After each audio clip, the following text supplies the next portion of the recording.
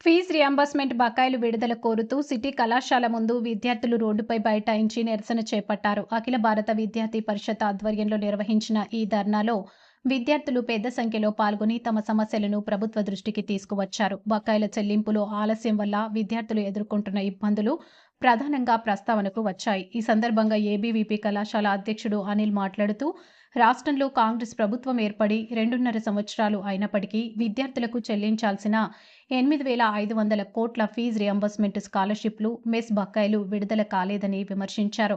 బకాయిల కారణంగా విద్యార్థుల భవిష్యత్తుపై తీవ్ర ప్రభావం పడుతోందని, పై చదువులకు అవసరమైన సర్టిఫికెట్లు కూడా ఇవ్వడం లేదని ఆరోపించారు. వెంటనే సమస్య పరిష్కరించాలని డిమాండ్ చేశారు. విద్యార్థుల ఆవేదనను ప్రభుత్వం గుర్తించి తక్షణమే బకాయిలను విడుదల చేయాలని, లేని పక్షంలో ఉద్యమాన్ని మరింత తీవ్రతరం చేస్తామని హెచ్చరించారు. ఈ నిరసనలో అరవింద్ రెడ్డి, గాయత్రి, ప్రశాంత్, శ్రీను, సాగర్, నవనీత్, నిహార్ సహా పలువురు విద్యార్థులు పాల్గొన్నారు.